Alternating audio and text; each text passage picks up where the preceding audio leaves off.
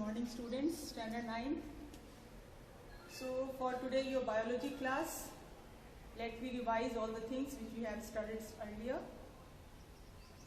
You might have remembered the last term which we have studied in our previous class, that is mitochondria. Mitochondria, plasma membrane, about nucleus, the broad study we have gone through in our previous classes.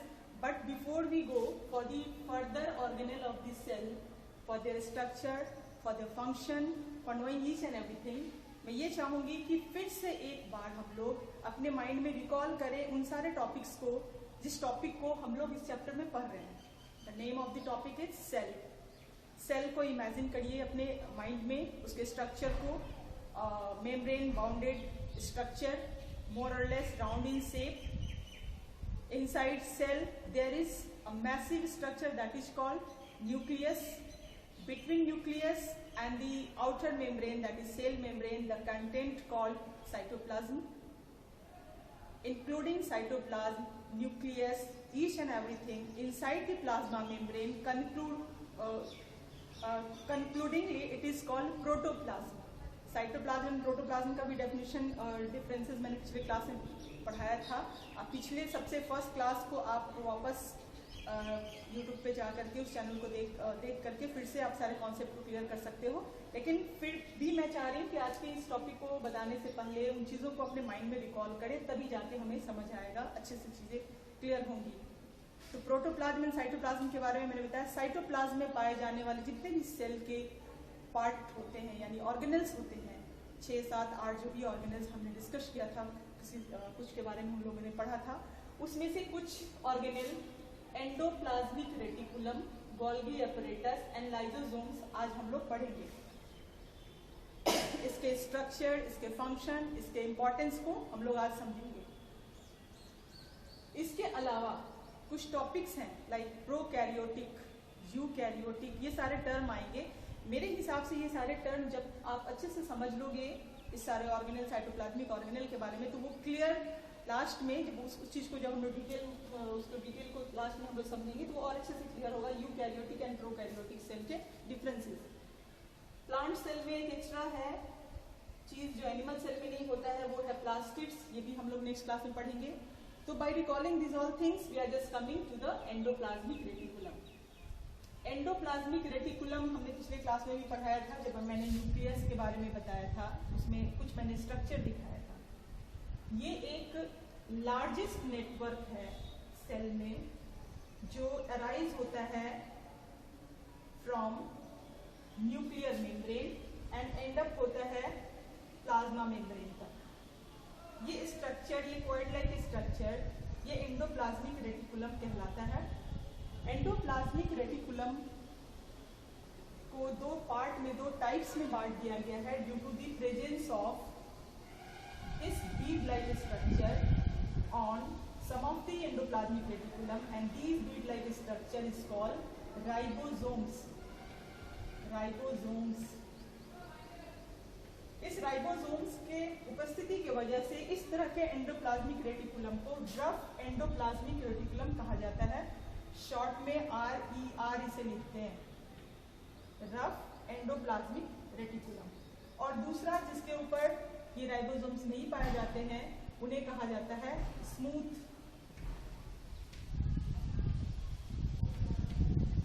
Endoplasmic reticulum, means SER.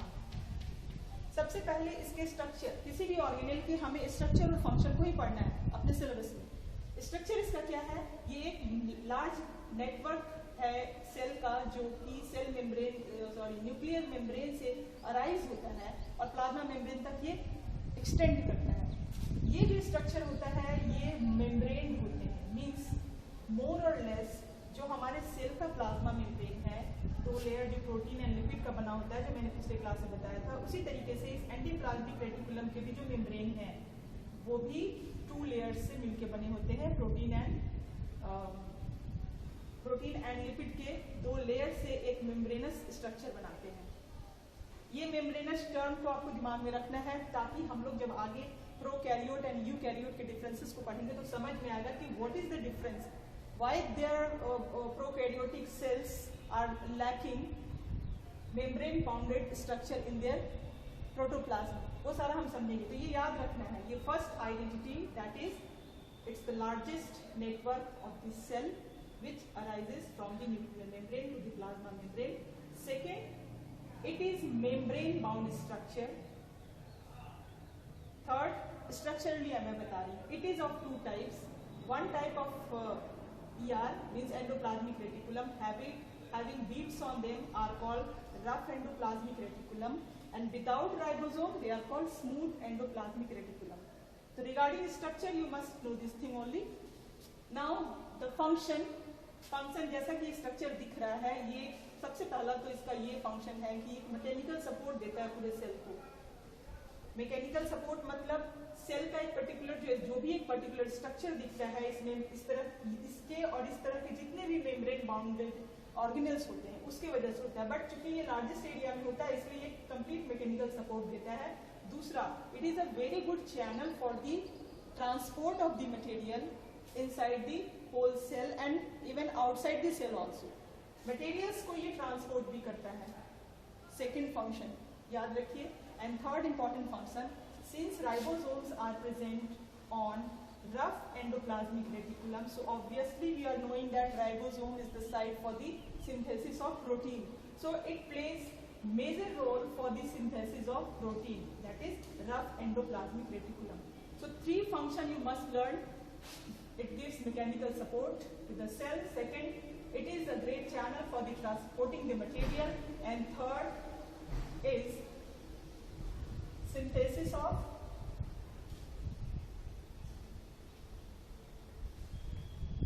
protein.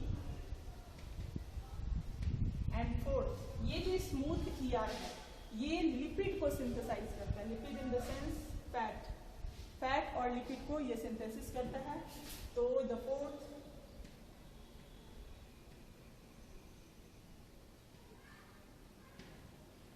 synthesis of lipid. You must know one thing, that lipid and fat both are the same thing.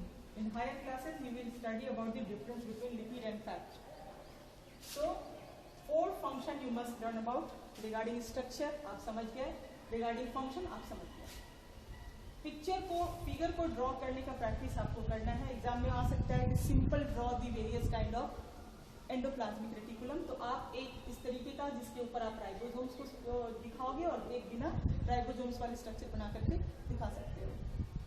So it's regarding endoplasmic reticulum. अब next topic हम लोग आते हैं Golgi apparatus. Golgi apparatus ये cytoplasm के अंदर पाया जाने वाला ये भी एक ऑर्गेनल है जिसे एक साइंटिस्ट गोल्गी ने डिस्कवर किया था. ये जो एपरेटस होता है ये बहुत ही इंपॉर्टेंट है. इसके बारे में आपको समझना. ये एक खास स्ट्रक्चर में ऐसा आपको दिखेगा. मैं बोर्ड थोड़ा साफ करती हूँ ताकि ये क्लियर दिखे.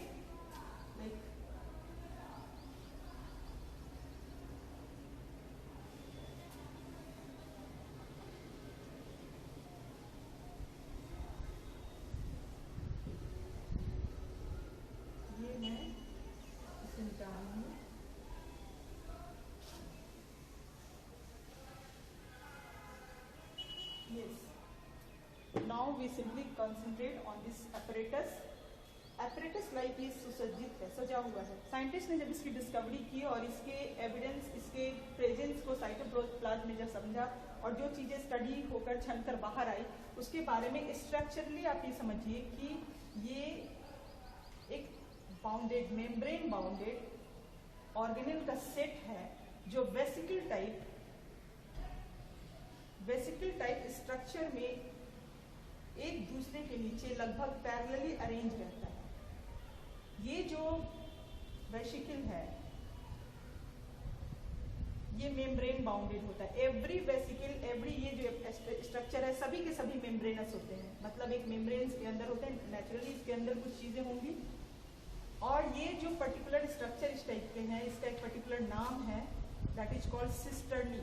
1 2 3 4 5 वी हैव सीन. हम लोग यहाँ देख रहे हैं 5 से 6 सिस्टर्नी है.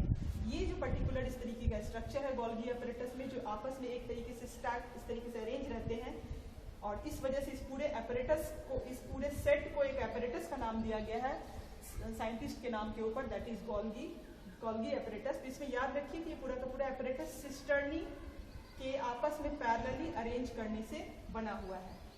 Cisternae, it is written over here, the space between that parallel space between two cisternae is called intercisternal space. You must remember this thing. Now जैसा कि मैंने बताया कि एंडोप्लाज्मिक रेटिकुलम की तरह, माइटोकॉन्ड्रिया की तरह ये भी मेम्ब्रेन बाउंड ऑर्गेनेल है, इसलिए इस सिस्टर्नी का भी जो मेम्ब्रेन है इसका नाम दिया गया है सिस्टर्नल मेम्ब्रेन। आगे चल करके ये वेसिकल राउंड स्ट्रक्चर को जनरेट करते हैं। और आप ये बहुत अमेजिंगली एक चीज याद रखिएगा कि इसी गोल्गी एपरेटस की वजह से एक दूसरा ऑर्गेनेल, बहुत ही इंपॉर्टेंट ऑर्गेनेल जो सेल का होता है वो बनता है, दैट इज कॉल्ड लाइसोसोम्स। ये ग्रेट फंक्शन, मतलब major function of Golgi apparatus भी है कि इट फॉर्म्स लाइसोसोम्स आल्सो। अब ये तो इसके स्ट्रक्चर हुआ, इसके फंक्शन को हम लोग समझे।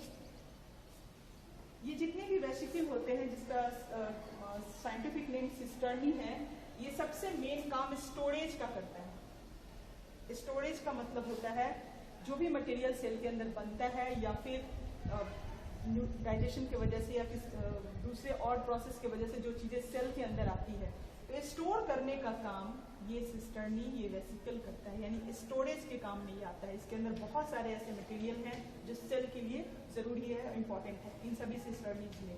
सेकेंड है ये अपने फॉर्म को मॉडिफाई करके, अपने स्ट्रक्चर को मॉडिफाई करके एक दूसरा सेल ऑर्गेनेल बनाता है।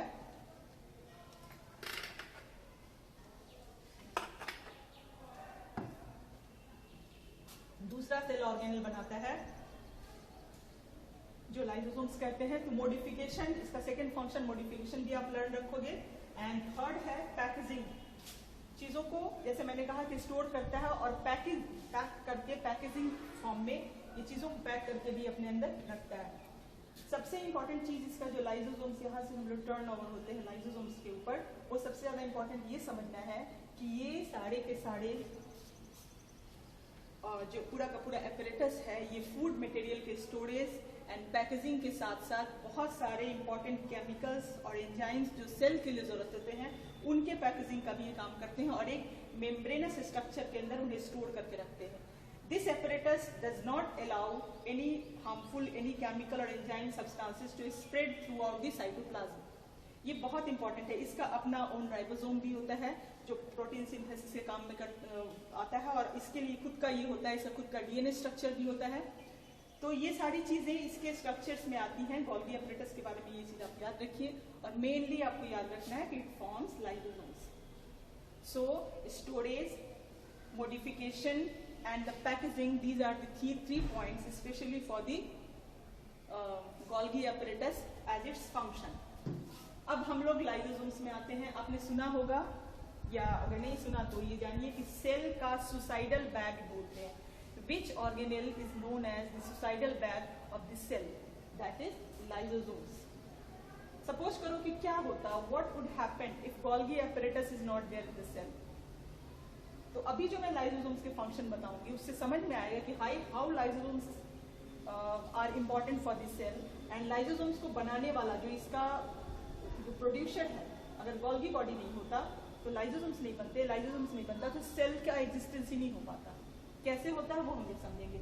लाइसोसोम्स एक सिंगल मेम्ब्रेनस वेसिकल होता है, एक वैक्यूल्स की तरह, जिसके अंदर बहुत ही स्ट्रॉन्ग एंजाइम होते हैं। इस एंजाइम का मेन काम होता है, जैसे कि हमारे बॉडी के अंदर अभी जो बहुत ही वर्ड और टर्म आप लोग सुन रहे होंगे, immune system, immunity.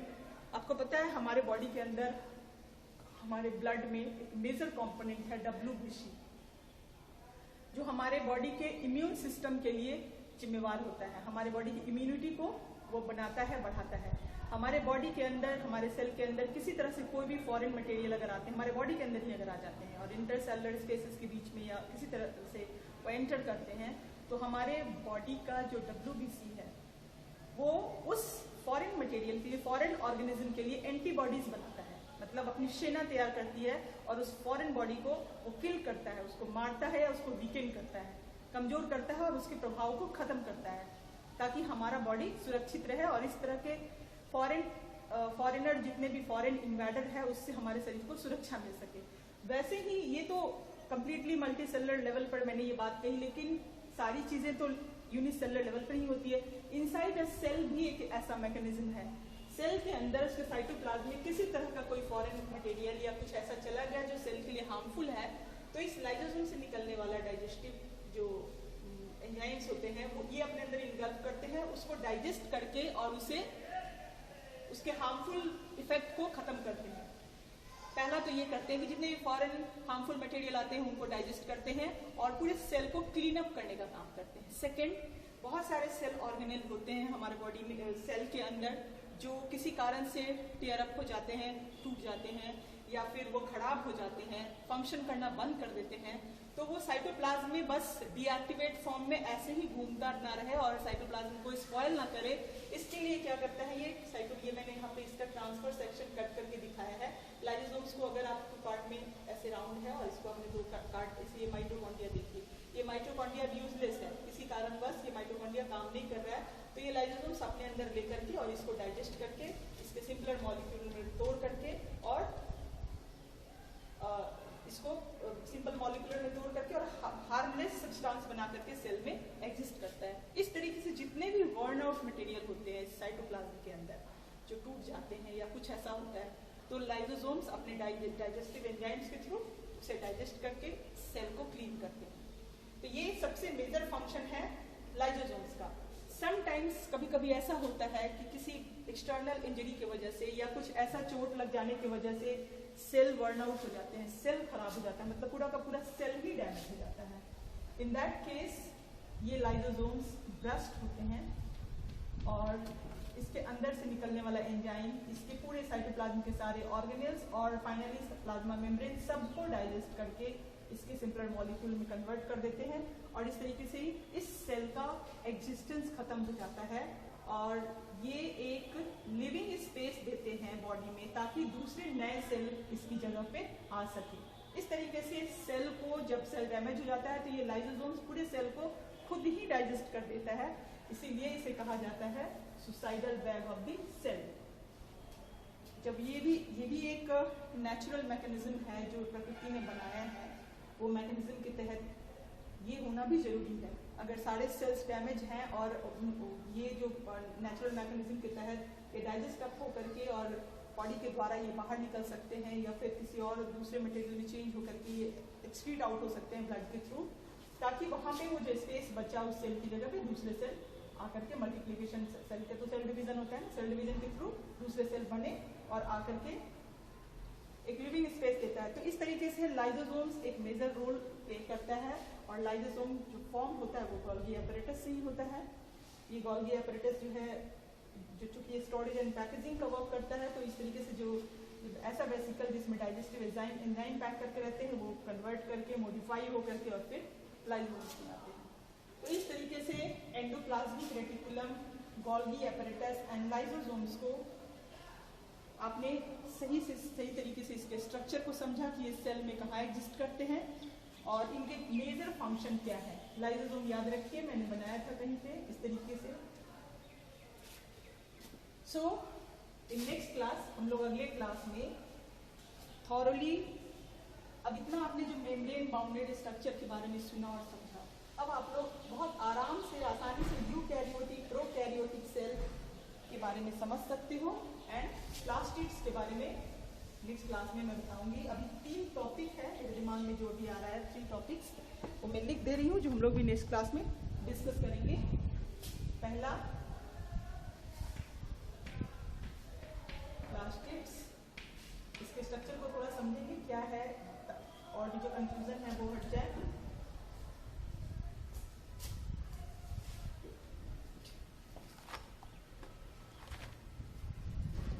Plastids,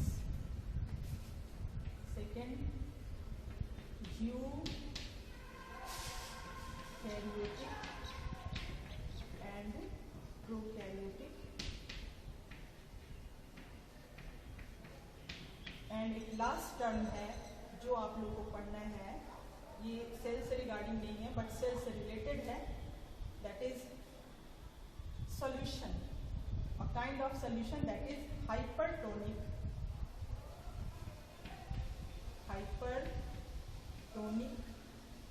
and hypotonic solution. ये 3 टॉपिक हम लोग नेक्स्ट क्लास में डिस्कस करेंगे, उसके बाद ये टॉपिक सेल चैप्टर आपका फिनिश हो जाएगा। लेकिन मैं ये जो मैंने पहले ही आपको ये तीनों टॉपिक बता दिया है, मैं ये उम्मीद करूँगी कि ये आप खुद भी एक्सप्लोर करके अपने बुक्स के थ्रू बुक्स को देखें, बुक को पढ़ें और इसके बारे में समझने की कोशिश करें खुद से। नेक्स्ट क्लास में मैं इसे फिर से क्लियर करके समझाऊंगी और जो डिफरेंसेस आएगा वो हम लोग आउट क्लास में क्लियर करेंगे। Till then be safe, bye.